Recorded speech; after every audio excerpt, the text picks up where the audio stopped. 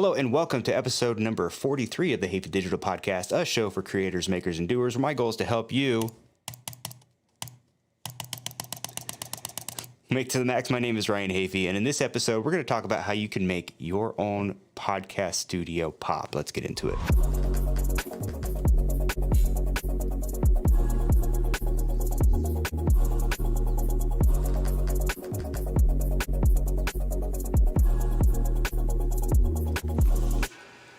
Hello, welcome to the show. Thank you for joining me on this Sunday mid-morning, I guess afternoon, depending on where you happen to be watching or listening. Of course, that's if you're watching or listening live, and I'm rambling, so let's move on. Hey, no matter where you happen to be watching or listening, be sure to hit that subscribe button and follow me on social media at Ryan Hafey on Instagram and Twitter, and let's have a conversation when this is all said and done. I enjoy talking to you people and answering questions and whatnot, so let's do that. Beverage of the week. This week, we're going back to the good old trusty dusty Gatorade. Just had a rough workout this morning. Feel a little dehydrated. Could use some electrolytes, so we're going to Gatorade it up. Plus no carbonation, which means hopefully no burping throughout the course of this episode. Man, there's really... Oh, we got to talk about the sound of the week. See, last week I forgot, so this is last week's sound of the week. And I forgot to reveal that in last week's episode. That is the sound that you hear when you've got a little bag of like little adapters and accessories and you can't find the right one, right? It's in like a little clear bag. You're looking through, you can't get to it, so you're just like, screw it, and you just dump it out onto your table, and it sounds like this. That's what that is. This week's sound of the week is this.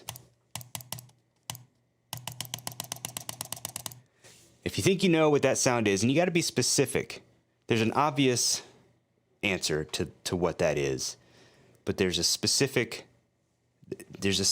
meaning behind that, or why would you hear that sound is probably the better question to ask. One more time. There we go. If you think you know what that is, leave a comment in the chat or comment on this video or wherever you're watching.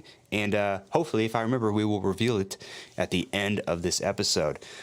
Okay, so, man, moving on. This past week was a whirlwind. We had, on the boxing side, we had a giant Showtime pay-per-view doubleheader, unprecedented, headlined two separate cards, back-to-back. And so two main events. Each main event was headlined by Jermall and Jermell Charlo. And Jermall Charlo fought Sergey Derevyanchenko. Jermell Charlo fought Jason Rosario.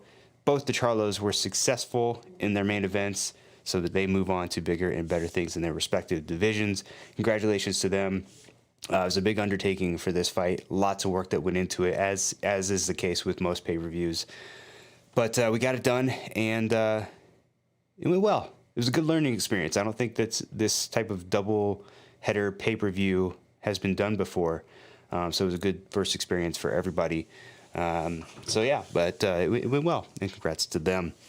But outside of that, man, that is what my focus has been on all week, just getting ready for that. And there's a lot that goes into that, and we will save that for another day. But let's talk about what we're here to talk about for today, and that is how to get the most out of your podcast studio. And this obviously assumes that you have a podcast studio that is incorporating some sort of video element. If you're just doing audio, it doesn't really matter where you record your podcast. Could be in your mother's closet for whatever reason.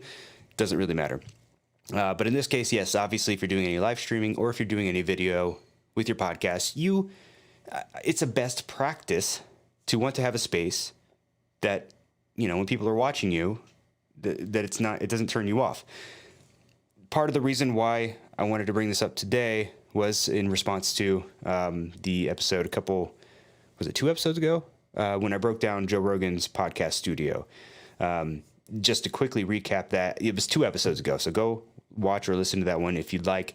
But I broke down all the bad things about his new studio, and there were a lot of them, and it appears that he tried to fix some of them.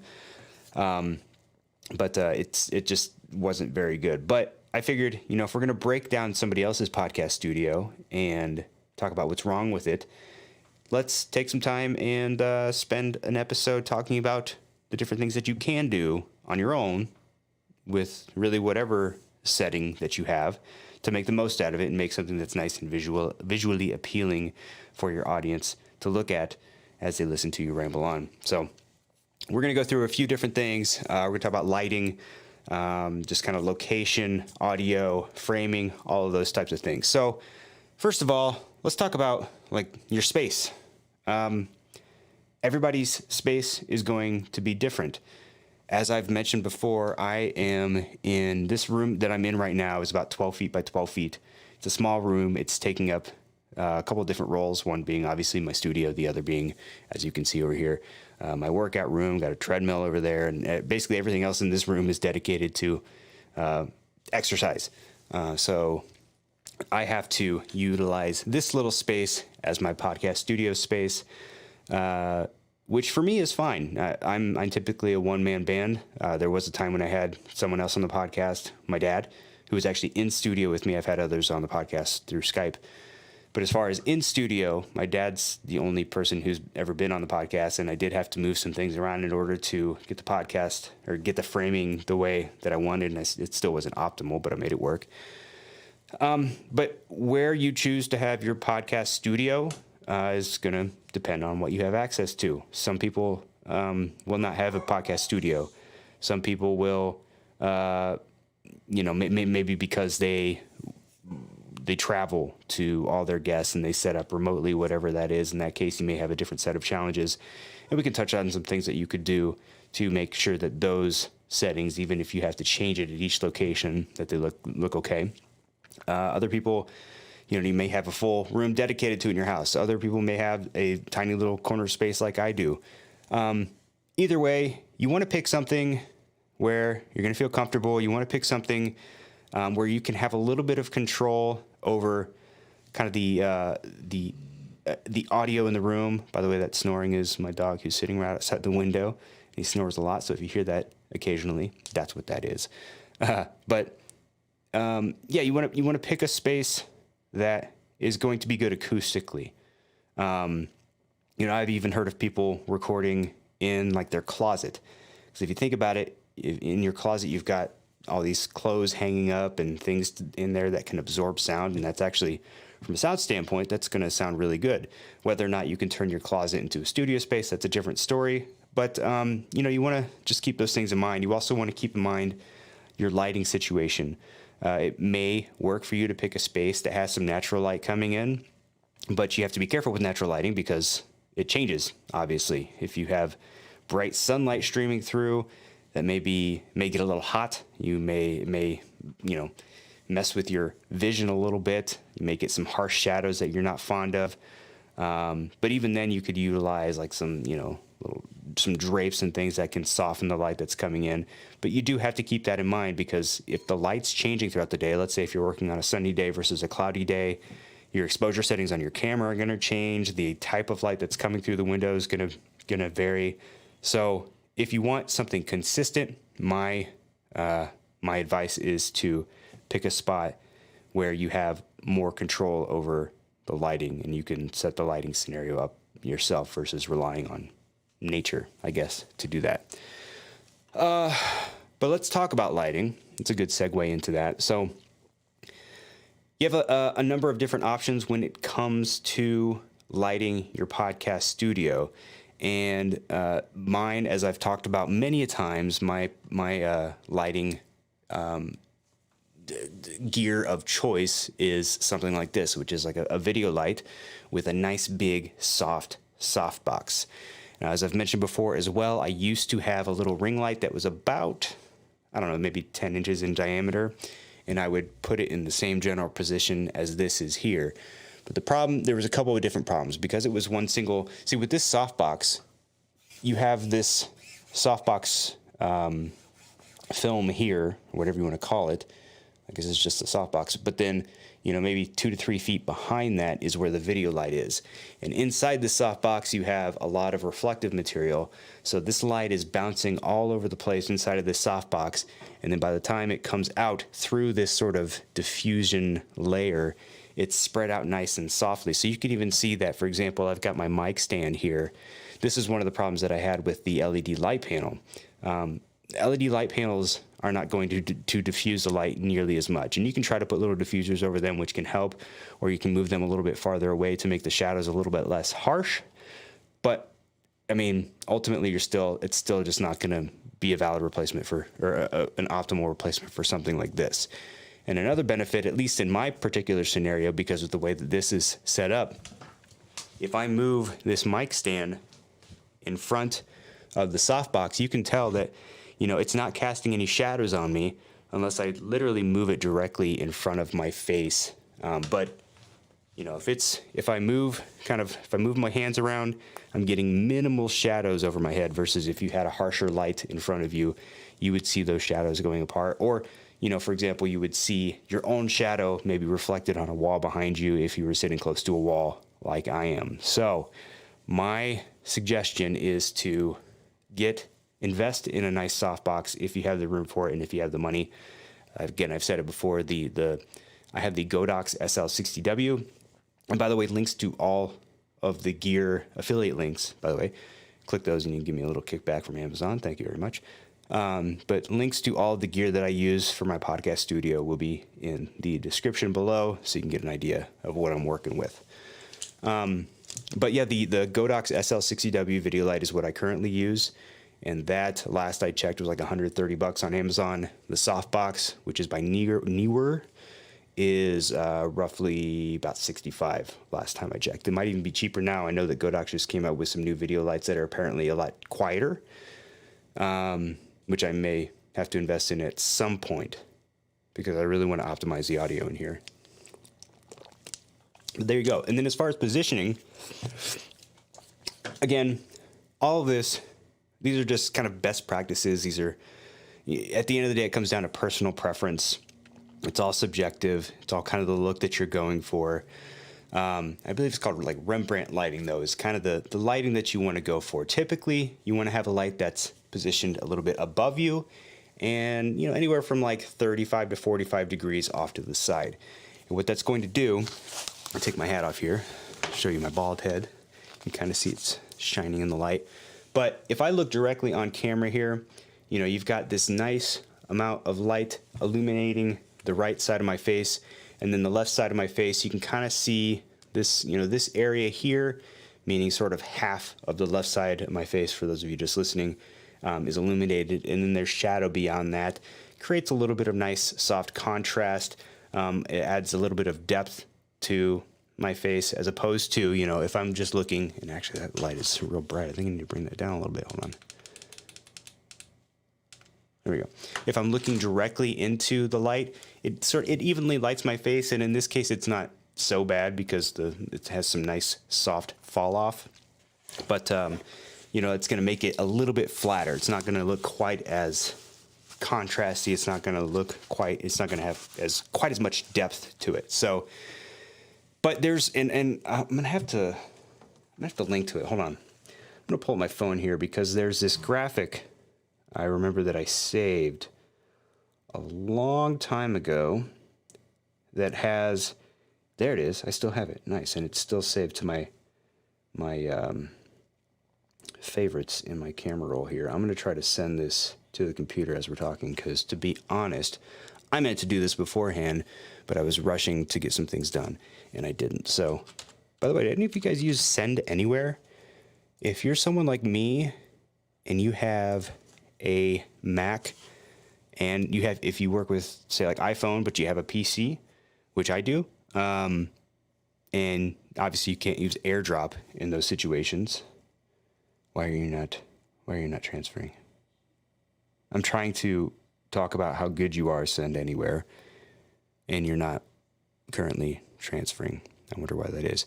But anyway, Send Anywhere is an option that, if you don't have AirDrop, is an easy way to transfer files from one thing to another. It comes with an iPhone or Android app. You can download it for your desktop or for your Mac, and you can easily send files back and forth via Wi-Fi. Well, anyway, that for whatever reason is not working, so I'm going to try it one more time. Might as well, right? Oh, did it complete? Oh yeah, it did. Okay, perfect. So I don't need to do that. All right. So let me bring up my screen here. So this is a graphic I found, and I'm sorry that I can't, well, I guess digitalcameraworld.com is where it came from initially. But this is, especially if you're just kind of getting into lighting and you're curious about the best way to come up with, you know, the type of look that you're going for, this is going to be super helpful. I'll try to link to this. I'll find the original online and link to it in the description below so you can see it as well. But if you look up here, let's see. So this is kind of that Rembrandt lighting that I was talking about. Rembrandt through, yeah. So this is kind of what I'm going for here. I'm a little bit more illuminated on my left side than the model is in this picture here. You just kind of see, that's kind of the sort of traditional Rembrandt lighting, is you've got this little triangle of light on the one side of the face. But it's described as you want to position the light high and to the side to create a triangle on the model's cheek. The shadow of the nose should point towards the edge of the lips. Okay, so you can kind of see that here. But yeah, I don't mind. This one is probably a little bit more off to the side. Actually, it's definitely more off to the side than I have in my setup here. As you can kind of see, mine's a little bit more, let me turn this off, a little bit more sort of in front and just slightly off to the side. And that's really just a limitation of space in my case. But you kind of get the idea there. There we go. But yeah, check this out because there's a lot of good stuff in here. And, you know, you may want a more dramatic look for your podcast. There was one, you know, it even shows you how you can kind of get creative with some gels and things like that. Yeah, so just kind of play around with it and see what look works best for you and go with that. But you can use that as a guide. Anywho, let's go back here. Perfect. So, lighting, position, talked about that. Accent lighting. This was one of the gripes I had with the Joe Rogan podcast studio when I saw it, and that is that he had these just super bright accent lights that were on in the background of the studio, and there's potential for them to look good. The problem was they were super orange and they were just way overexposed. They were way brighter than than Joe or his guest in the studio, and that caused it's just super distracting. It just takes your attention away from everything. It's like, that's such an ugly light in the background. Why do you have that there? So you notice that I have some different accent lighting, and personally, I don't think that it's all that distracting. I have this light up here, and the reason that I have this light and the reason that it's teal is because you want to, oftentimes when you have contrasting colors, you get things to pop a little bit more. So you've heard of the whole teal and orange look. That's kind of popular in cinema. That's because teal and orange on the color spectrum are opposite colors. Therefore, when you combine them together, you get optimal contrast between those. You know, right now I'm wearing a kind of a reddish burgundy colored hat with a greenish shirt. Red and green are opposite colors on the color spectrum. Again, more contrast. You know, I have these are a relatively recent addition to the podcast studio, these LED lights here. But again, just a little bit more contrast. The red blends in with the red sound panels that I have there, and the red is going to contrast nice with the teal light that I have going on in the background. So if you want to use accent lights, I would say don't overuse them. Make sure that they're not super distracting to whoever happens to be watching, and make sure that they're not overexposed. You want to, and that's going to help with them not being as distracting. But, you know, technically, I probably could turn these red lights down a little bit, but to me, again, I don't see these as super distracting. I don't know. What do you think? But you can also go overboard with accent lights as well. Another lighting choice to consider would be, and it's actually something that if I was going to add another light to this setup, it would be this, and that's a rim light, aka a hair light. And optimally, you would have that somewhere above you, maybe off to the side, out of camera, or, you know, some people like to put their accent lights, you know, in kind of the camera as a background accent element of some kind. You could do that. I know Gerald Undone does that. But what that's going to do is it's going to, and typically you would put that rim light on the opposite side of where your key light is. So my key light, again, being this big soft box in front of me, is kind of coming down at this angle. So then I would put a rim light optimally back here. Let's get back here in this general area behind me and above me. That would shine a light onto this part of my head and onto my shoulder here. And that's going to help provide a little bit of separation between me and the background. One of these days, I just don't really have a good space, a good mounting option for a rim light of any kind behind me here. So I haven't really done it. I still think the lighting setup that I have looks pretty decent, but that's why I don't have a rim light. What else? Lighting position we talked about. Yeah, that's kind of it for lighting. There's a lot of options when it comes to lighting. Just something you got to play around with, something that you'll tweak and optimize over time. So now let's talk about audio, and we're not going to talk about the gear. We're not going to talk about the microphones. We've talked about all that stuff. But this is big when it comes to, you know, what kind of setting have you chosen for your studio? Where are you going to be you recording the video for your podcast studio? And, you know, I mentioned before, you could, if you wanted to get some good quality audio, you could record your podcast in a closet.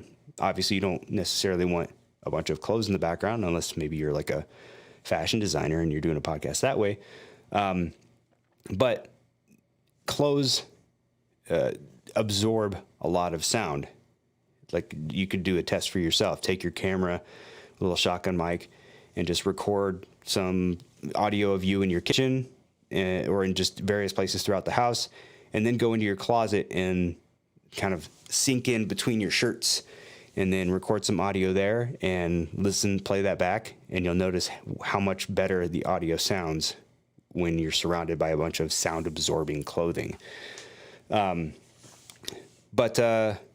you don't want to pick a big wide open space, because that's, in most cases, it's going to just introduce a ton of echo. And echo is not easy to pull out and post. It's not easy to fix. It's really not fun to listen to over an extended period of time.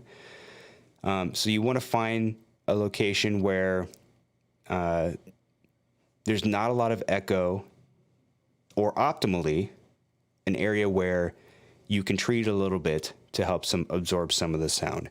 Again, I'll go back to this. Oops, wrong view. I'll go back to this view here.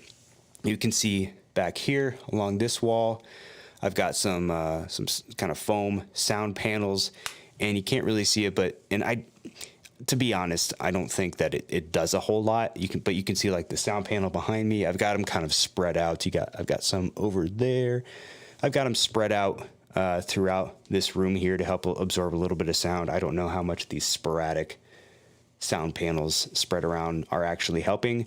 I do think these are helping a little bit. Even something like this softbox that's sitting right in front of me, is probably absorbing a little bit of sound. And then, of course, I've got carpet on the floor. Carpet's obviously going to be it's going to be better for absorbing sound than, say, a hard floor would. But yeah, if you have the opportunity, and these sound panels aren't that expensive, you can get them on Amazon for a few bucks. I will say, if you're looking for high quality sound panels, these are not the way to go. I'm not super knowledgeable when it comes to sound panels, but from what I've seen, these sound panels don't stop a lot of the kind of offending frequencies that you typically want to take out when you're soundproofing.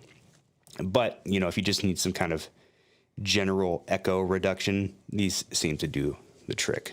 Other sound options would be, you could, install some curtains of some kind or some drapes. Again, those kind of heavy drapes that go around you, those will definitely absorb some of the sound. Also, my beard's getting long, so everything I drink is sticking to my beard. Also, you could make your own sound panels. I've seen people, there was a video that I saw a while ago where someone tested a bunch of various household items to see what absorbed the sound best. And they found that just like bath towels absorb sound really well. It's like surprisingly well. And he went about creating a whole frame and, just finding some old towels in his house and kind of putting them in this wooden frame and then mounting those up on the wall. And if you want a DIY project, you could do that. I thought it would be, I haven't done this yet, but it's kind of on one of my list of projects to do, is if I wanted to make my own sound panels, I was thinking of going to like Michael's and picking up some canvas that you would paint on, just like some white canvas or whatever color, and then stuff some old towels in the back of that and somehow seal the back and then mount those on the wall. So that's another option. Ultimately, yeah, I guess it's up to you. But really echo, man. Echo is kind of the biggest thing. And obviously, you don't want snoring dogs in the background. You want to try to avoid areas where you've got a lot of outside noise that's coming in. Those are kind of common sense things. But if you really want to, you just need to kind of take control of the audio in your space. And those are some options to do that. Framing. Let's talk about framing. So if any of you saw the podcast I did with my dad a number of weeks back, that was a fun one. He was giving me a hard time during the podcast about how I had us framed up, and we were sitting side by side on just this little workout bench that I had to move some things around so we could both fit in frame. But we were sitting side by side, and if you're watching this will make more sense, but we were about positioned like I am currently in the frame, where we had a little bit, maybe just a couple inches of room above our heads. And then, you could see more of our torsos and yeah. And my dad's old school. He doesn't have a video background. He does have a creative background. He's an audio background actually. But not as much of an extensive background, but he was giving me a hard time saying, why would you frame like that? There's no room above our heads. It's like, well, what do you want? You want to look like this in frame and have all this dead space above you? So I was trying to get that message across to him. But the message really is just you are the subject of the frame in most cases. So you want to position yourself to fill the frame mostly. You don't want to be sticking out of the frame at the top, unless that's, unless you're doing a super tight shot where maybe it's cutting off a little bit of your forehead or something. Maybe. In most cases, that's not optimal for a podcast setting. But, you want to be able to fill the frame without going out of frame. And you don't want to waste space. So you don't want to have a bunch of wasted space. Also, as you can kind of see, I'm sitting at my desk and I'm sort of faced in towards my desk. And my body posture, it's difficult for me to sit and face directly towards the camera, so I'm kind of turning my torso a little bit. But as you can kind of see, I'm facing generally in a position that kind of goes across the frame. So if I extend my hands out in front of me, you can see that they go across the frame and almost extend out of what I guess would be the right side, or if you're looking at it, the left side of the frame. And that's kind of like interview 101. If you're going to do any interview framing, you would typically want your subject on one side of the frame looking across to the other. In other words, you wouldn't want to frame up your subject to where they are crammed up against one side of the framing and then also looking out to that side as well. Because again, you're wasting a bunch of space behind the subject, number one. And number two, there's this disconnection that happens when you're sort of in like this weird sort of tension. It's like, what's happening right outside of the frame? What's going on? It just feels a little impersonal. So you want to give your subject some space. So make sure that you set them on one side and kind of have them looking across. Also, to that point, framing, you got to consider, what do you want in your frame? In my case, I want my computer monitor. So for me, this makes sense because I can pull up something on the computer monitor and you would kind of be able to see it even if it's not set to my screen. And then if I wanted to, just, pop up the screen there and give you a closer look. But at least this way you can have an idea of what I'm seeing as well. And for me, that's what I want out of this. If not, if having the computer monitor in frame wasn't a necessity for me, I would probably get a slightly tighter shot. But this is what I like. That's what looks good to me. You know what I mean? So yeah, just consider what you want in frame and kind of frame to that. Another thing to consider is how many people are going to be on your podcast. Is it just going to be you? Are you going to be a one-man show like me? Or are you going to occasionally have more people on? Is your studio modular enough for you to be able to adjust and make room for more people? Can you have a studio space where you can set up everything and just let it sit there? And, if you have more people come in, you just flip on a camera, or do you have to move a bunch of things around in order to accommodate that? Again, just more things to consider. Where you position your guests is going to be a factor. You're going to position them like right next to you. Are you going to position them maybe in the view of a secondary camera and kind of almost like late night show format, where you got the host kind of behind the desk and then the guest off to the side a little bit? And then you could have a wide shot that shows everyone, and then you could maybe have a couple tight shots that go back and forth, whatever. Again, just kind of things to consider. But what you don't want is to set up a studio to accommodate one or two people and then have to freak out when, you're going to have a podcast with 4 or 5 people on and you don't know how to fit them all in the frame. We talked earlier about, if you're traveling, what can you do if you have a mobile podcast set up and if you're not going to be recording a podcast at the same time or in the same place every time? What can you do? Well, obviously each scenario is going to be different. You're just going to have to kind of take some of the tips that we talked about already and incorporate those in each of those different locations. So audio, if you're in a hotel room, hotel rooms typically aren't that echoey. You could set up in a hotel room relatively easy. You could pack a video light of some kind. Again, packing a video light like this big softbox that I have here, not always practical, but you could get one of those LED light panels that I mentioned before. And, if you can give enough distance between you and the light panels, then, there'll be enough diffusion there in a lot of cases. But yeah, you just want to be mindful of how the room sounds. You want to be mindful of what the lighting situation is. And you just want to make sure that you're setting everything up to optimize all that. But just like, I don't know where I'm going with this. I'm going to take a sip and think about it. Oh, that was Pudge. Yeah, I've done a couple mobile podcast setups in the past. And, typically what I bring is a mic setup, obviously, with an audio interface, some mic stands, a video light, a tripod, and a camera.